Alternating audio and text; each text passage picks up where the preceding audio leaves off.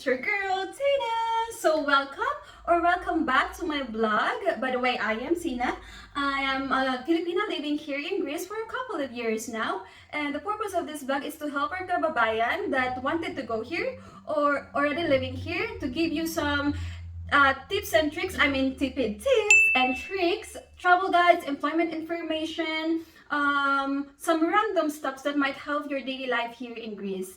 So for today's video, I'm gonna discuss with you or tackle to you the step-by-step working visa and the estimated cost of all the process. So, Pame, let's go!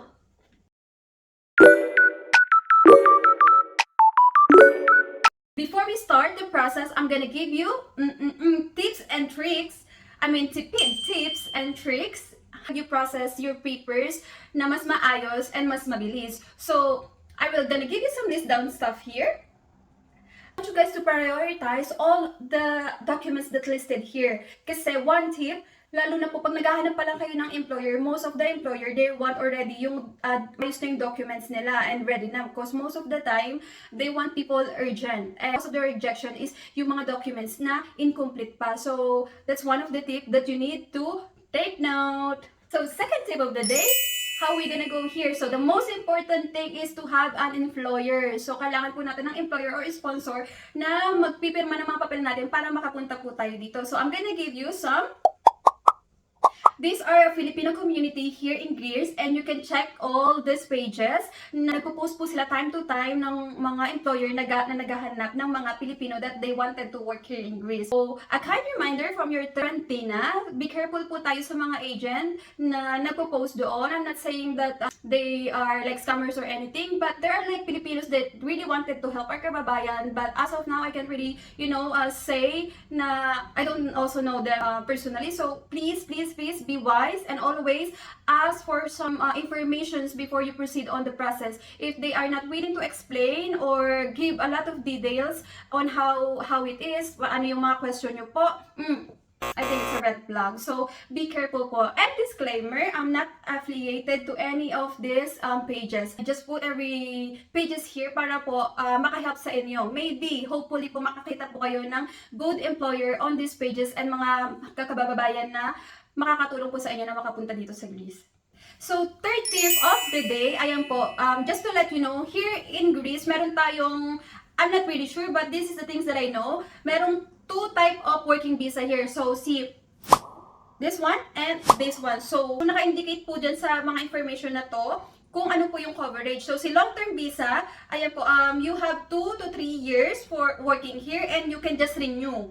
So, si seasonal visa naman po, 6 to 8 months po ang job nito. And according to the law of here in Greece, for seasonal visa, you need to go home po yearly. So, yan po, always po i-clarify nyo po yan sa inyong employer or agent kung paano yung magiging process. So, ayan po. So, take note nyo po yan. Pinakamahalaga po yan para po, if ever kung mapunta kayo dito sa Greece, alam nyo po yung pinapasok nyo. So, long-term and seasonal. So, there are some kababayans that they stay here in Greece. And, ayun po, syempre po, nagchichika-chika tayo sa ating mga kababayan kung paano or ganito, ganyan. There are some kababayan that they did not go home. But, I'm not encouraging you guys since if we are a foreigner here in Greece. So, I think it's better to follow the rules of the country that you are in. Lalo po, gusto natin ng long-term na work.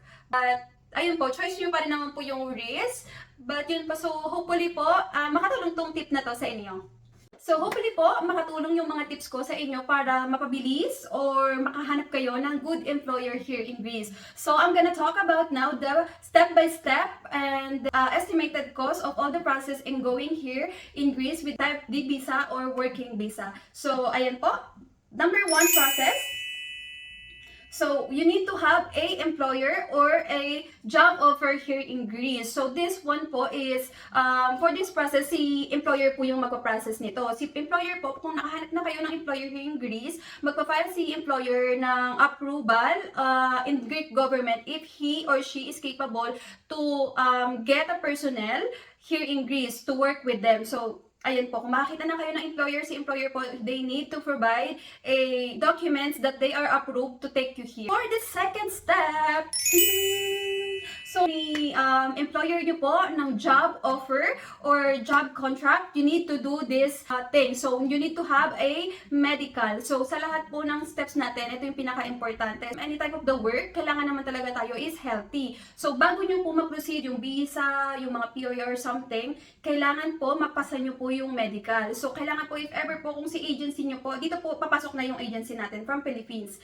Kung first time po, dapat po is medical muna kayo bago kayo mag-proceed sa ibang steps. Kasi if you fail the medical, wala po talaga lahat ng mga ipaprocess nyo. So, number 3. So, kung nakapasa po kayo ng medical, I think 50% na tayo ng chances na makapunta kayo dito sa Greece. So, this one naman po, we gonna work into the working visa here in Greece. So, I'm gonna give you some list of documents that you need to provide. And this one naman po is i-guide kayo ng agency nyo kung paano i-handle, kung paano kayo makakapasa for the working visa. So, I'm gonna give you the list down. Ayan po, yan yung mga documents na kailangan nyong i-prepare for working visa para ma-approve kayo. So, andyan po yung mga information kung ano-ano and magkano. Disclaimer again, in this video, this dito is estimated or ito yung mga nagastos ko that time na nag-process ako ng visa ko. So, kung depende po kasi iba-iba, I'm not really sure the updated right now, but I did some research, so that's why I put estimated para po ready nyo rin po yung budget nyo. So, we're on the 4th stage. So, congratulations if you had your visa with you. So, ayan po, if nakapag-approve na kayo ng visa nyo, mostly din po ang visa natin. For me, yung process ko noon, pumunta ako ng embassy ng Greece, and same day, nakuha ko yung visa ko. So, we are on the 4th stage. Ano-ano ba yung mga kailangan pa natin gawin after we had our visa? So, ito po yun. So, i-list down ko rin po yung mga documents na needed nyo here and how much would be the cost. So, again po, disclaimer, estimated cost po ito. I give some allowance just para po ready din po kayo if merong magiging adjustment.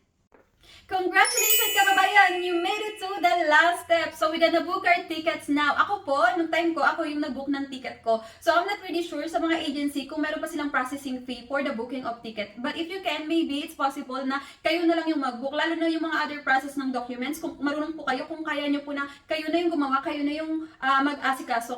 Para ma-lessen nyo yung mga assistance fee, processing fee, so makatipid-tipid tayo. So if you're gonna ask me kung sino po yung nag-assist sa akin na agency in the Philippines, so sila po, ayan. So they have Facebook and you can also search them in Google to check their contact number. So sila po kasi, referral na sila sa akin ng aking employer na may collaboration here in Greece. So ang process po kasi is agency in the Philippines and lawyer here in Greece. So ayun po, yan po yung mga process natin to go here in Greece. Hopefully po is makatulong tong vlog na to sa inyo. And if you have some other questions, concern na gusto nyo pa pong malaman, I am willing to answer within my knowledge lahat po ng questions nyo. So comment down below. And thank you again for watching this vlog. And see you on my next vlog.